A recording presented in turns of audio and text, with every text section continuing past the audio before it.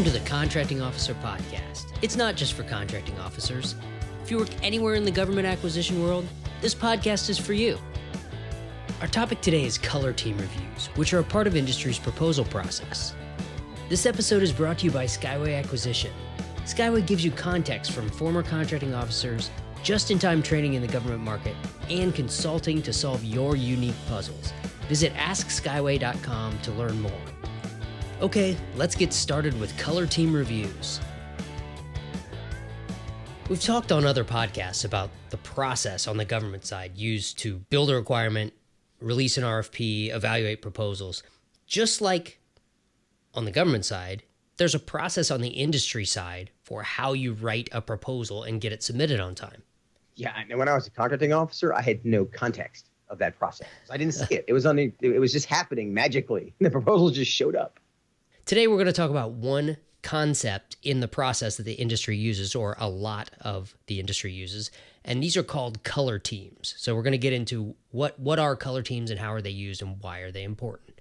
Before we do that, let's stop and say thanks. I want to say thanks to, it's TK7449 is their handle on iTunes. But it's an iTunes. Sounds like a Terminator. Exactly. TK7449 says, very good source for understanding what it takes for federal goods and services to not only be purchased, implemented, monitored, and closed out. Very complicated, but this has great highlights and examples. And I like the fact that they told us that we're hitting the examples, because that's the kind of feedback that's really great, which is why I wanted to call this out. So thanks for that iTunes 5-star review. Awesome. Thanks, Terminator TK7449. That's funny. Now on to color teams. Within the industry's proposal process, there are gates, review gates, control gates, and those gates are often referred to as color teams. Many companies, contractors in the government market, they use a similar structured approach for proposal writing that involves reviews at different times or stages. And each review is referred to using a color, such as a red team. And red team comes from the Cold War, actually, where the U.S. military built a team to take the Soviet perspective on tactics that might be used in war. So that's why they called them red. You know, the commies were the reds. Back in the day.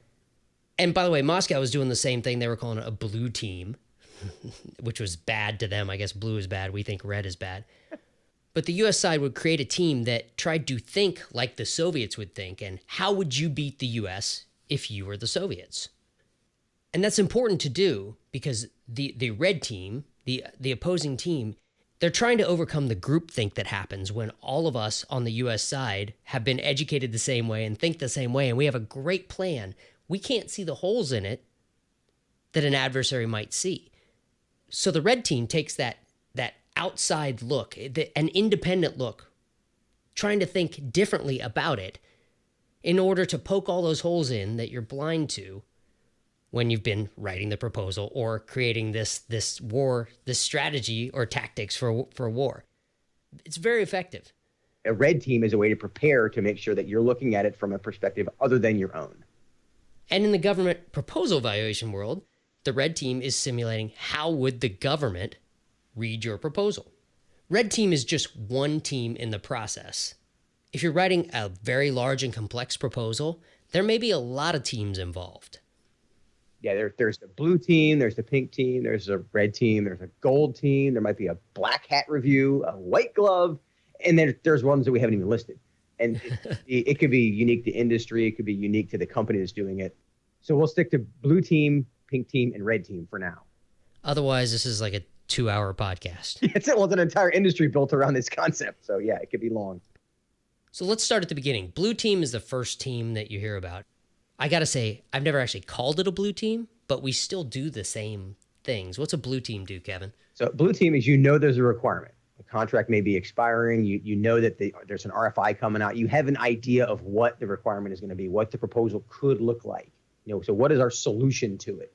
This could be a year out. It could be 6 months out. Honestly, it could be the week before the RFP comes out, but it's before the RFP. So the contractor has a team that is imagining, how are we going to solve this requirement? We don't know all the details about exactly what the government is going to ask for. What's that requirement going to be? We don't know how they're going to evaluate things yet. We don't know how big the proposal is going to be, have to be, maybe even. But we're starting to get our ideas together, and we have a blue team that's poking holes in the ideas of how are we going to solve this problem for the government. You're not actually writing a proposal yet. We're framing the idea for a proposal, and we're having a team help us frame that idea. Like you said, not everybody calls it a blue team, but it's being ahead of the curve. It's being ahead of the RFP, so you can think about what do we think the solution will be. Whether you call it blue team or not. The next step, the next review, is generally a pink team.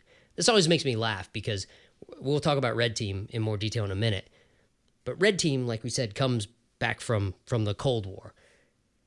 At some point, they applied that concept to proposal writing. We're going to have a red team, but realized that that was way too late in the process. So we need to have an earlier review. It's not really red. It's sort of light red. Let's call it pink team. No, it's rose. There you go. Yeah. The pink team review happens after the RFP is already out. And now we've seen the RFP. We've seen, does our specific solution work? Does that framing that we put together, we're starting to put some sheetrock around the framing and starting to kind of build something and say, does this, the shape of what we're building, now does it really make sense given that we know what the RFP is asking for? Now you're into things like, what are the win themes? Are they still relevant? Is the solution we came up with actually going to solve this problem? How are we going to answer the evaluation criteria? What will actually win this actual RFP versus what we thought it might look like before it came out? I'm going to talk generally here, but generally, pink team, at this point, the proposal team has an outline of their proposal with bullets for all of the major points that they want to make and mock-ups of any graphics, any pictures that you need to better explain the story. There's usually not any real text written at this point. So this is more of building the outline of the story that we're going to tell, but not actually taking the time to write an entire proposal. Yeah, at this stage, the question we're trying to answer is what we're going to write the right thing to write. You follow that? And yeah. So my friend Sean So, he calls this, it's content review versus copy editing. Yeah, that's a good way to put it. So yeah, the simple way to think of it is that if you're writing if you have paragraphs of text at a pink team review, you might be leaning a little bit too far forward. So the pink team comes in, sits down, goes through this outline, writes up a bunch of comments, and the proposal team then goes back, reviews all those comments, and incorporates them into their writing. A lot of work is done at this point before we get to the next proposal review gate, which is generally called a red team.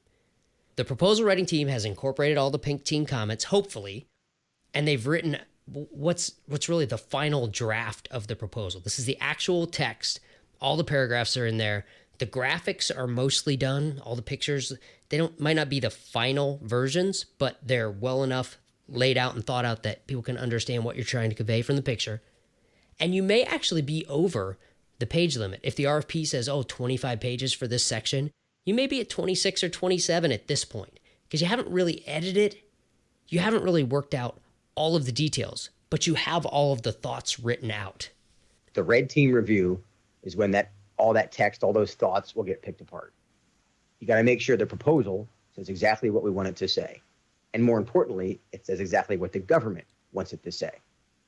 And remember, the proposal team has been heads down writing a proposal for days or weeks at this point, and they're all in groupthink. They're all only thinking the way that they think about the proposal. So you inject a red team into this process that hasn't read the proposal yet, that sort of knows what it's about, but they're looking at it with fresh eyes, and they're trying to look at it from the government's perspective. If I was evaluating this proposal against the evaluation criteria, does it work? Yeah, the red team is going to ask questions like, do we understand the themes that were meant to be conveyed? Are they obvious, right? Do we provide obvious answers to the evaluation criteria? The evaluation criteria might say the contractor has an effective transition plan. The red team's looking at the proposal to see does it obviously call out why your plan is effective. And it sometimes bolded text, call out boxes to link it directly to those evaluation criteria. Yeah, and another question is the proposal organized in a way that makes it easy to find that stuff? Because if it's all over the map, it may be in there, but if it's buried, that's at the end of the day, the government wants to be able to find it easily. And the red team should be able to find it easily too.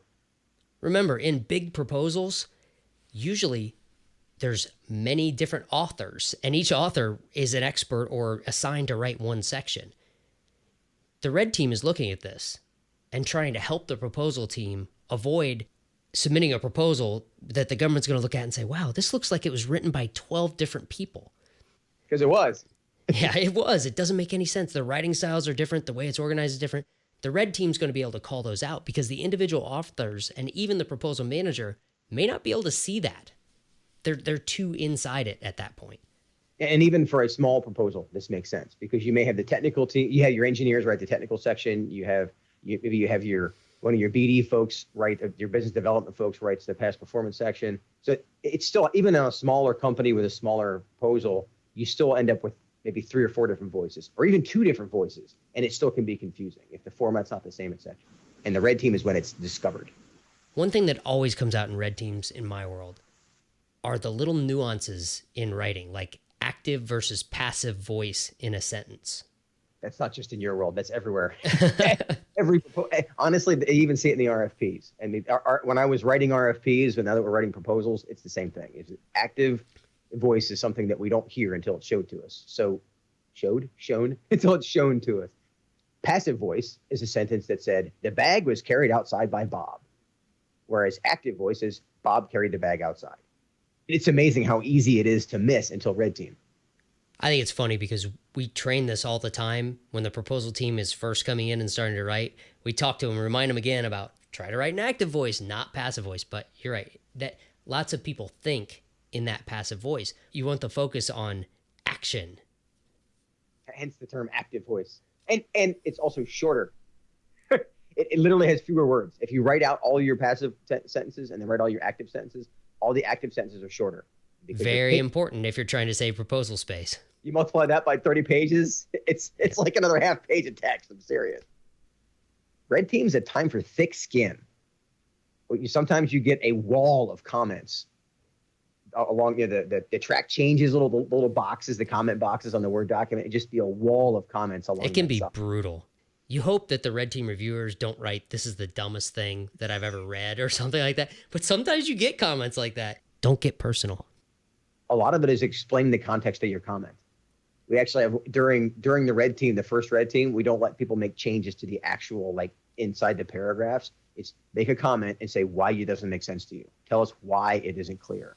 Those kind of comments are much more effective than like, hey, move this word over here. And it can get really messy because it's opinion a lot of times too.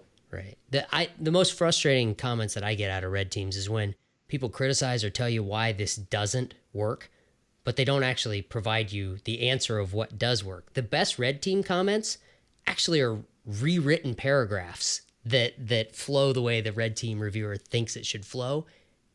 Then you don't have to try to guess what they're thinking. And a lot of times those kind of comments get cut and pasted and become the proposal language. Yeah, we do a lot of red team reviews on proposals because as a former CO, that's what we do. And Shelley's really good at that. She'll take the concept of what should be in there and then give you a paragraph that says, here's how you should explain it so it's clear to me. And then, of course, the question is that better than what you had written? And a lot of times, to your point, yeah, it is. Because if it's clear to the red team reviewer, then it's going to be clear to the government evaluators. And that's the point of a red team review, is to make it more clear to the end evaluator. Remember that the time required for red team reviews is directly linked to the size of the proposal. The government may take days or weeks or months to evaluate a big proposal. Don't expect a red team to come in and do it in half a day and provide anything useful. It's too much. It's very common for red team members to be assigned to just review a portion of the proposal. Maybe not even one, like the entire technical volume, maybe just one section of the technical volume. Because it can take a lot of time, and you don't have that time while you're writing a proposal. You might have 15 days or 30 days or 45 days total to do everything. Yeah, on a lot of the smaller ones that we do, we'll have a full day for the red team review if it's just like a 15-page proposal. We may look at the whole thing, but it's relative. It's relative to the size. And that's your point, is it's relative to the size, and you got to think about that in your proposal schedule ahead of time. Generally one very long day in my experience. That everybody's really exhausted at the end of. We forgot to link this to the acquisition time zones early in the process. It should be obvious, Any guesses? Any guesses? RFP zone. This is the RFP zone, right? This is when industry is writing their proposal, and that sits squarely in the RFP zone. This is probably one of the few episodes we do that only applies to one of the zones.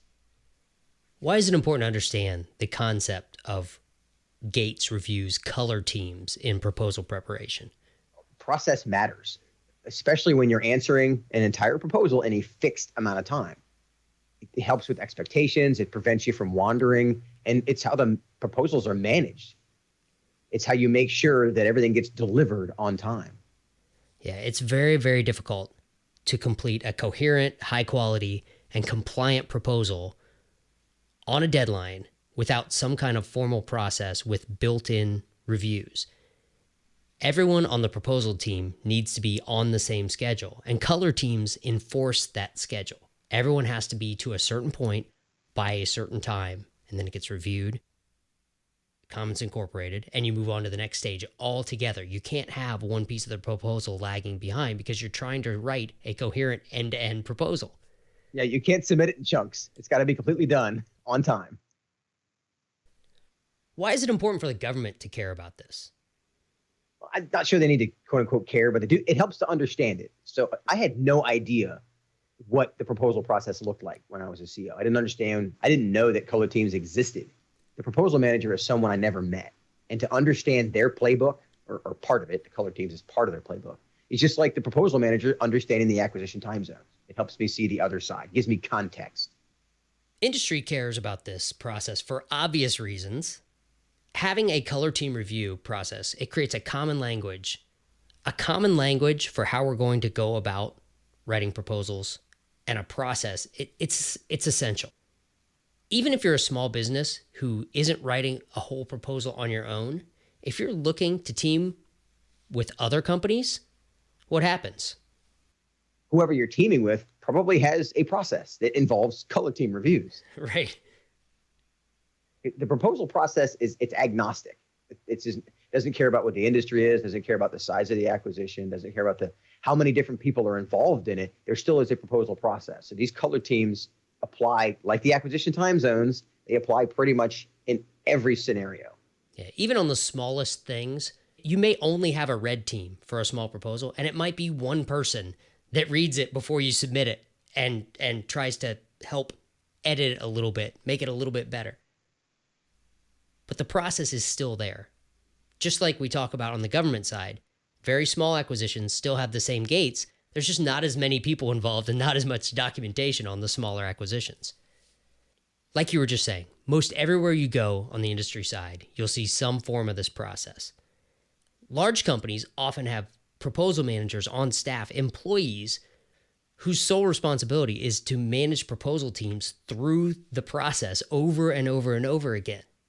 In fact, there's an entire sub-industry of proposal consultants who are hired by companies to do this just in time. It's one of the things that we do, but there's an entire industry that only does this.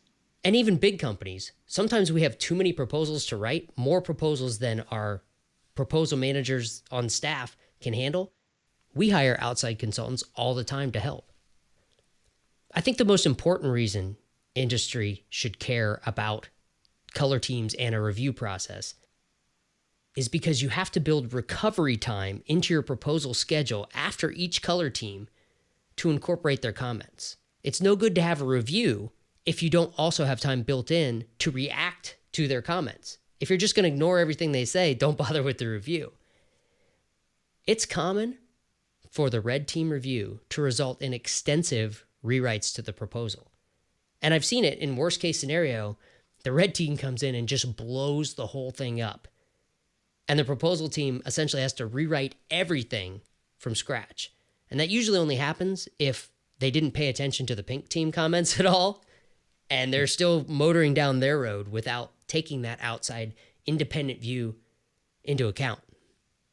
And that's an extreme example. And the other extreme is that you check boxes and say, yes, this is fine. Yes, this is fine. And in between those two, the reason that recovery time is so valuable is that there may be concepts that are challenged.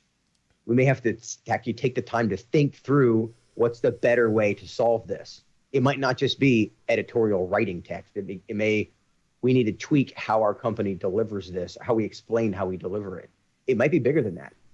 You should plan to spend time addressing these comments in detail.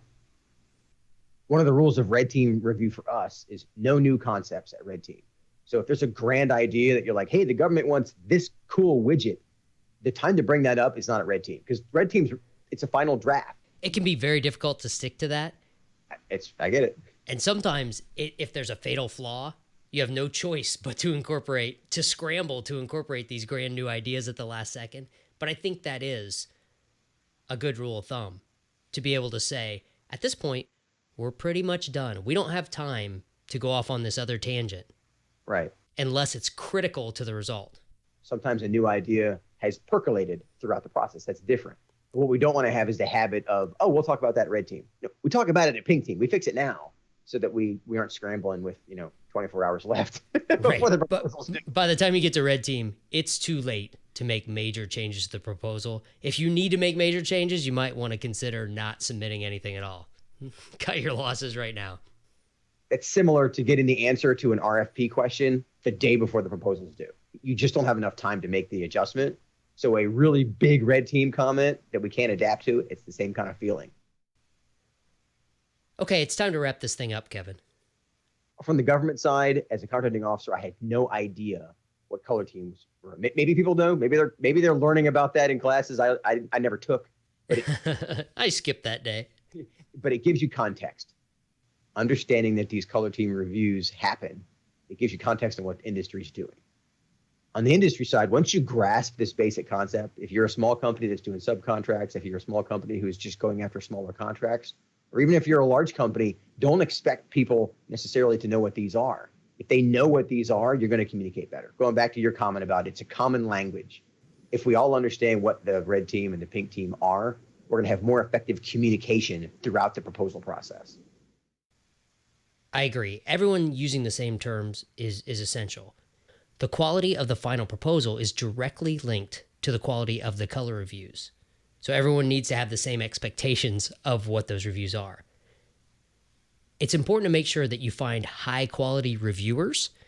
You want experts. You want people that are good at removing themselves from the industry side and trying to think like the government, trying to read it like a proposal evaluator. And they should know as much or more about the topic as the folks that are writing the proposal. It can be hard to do.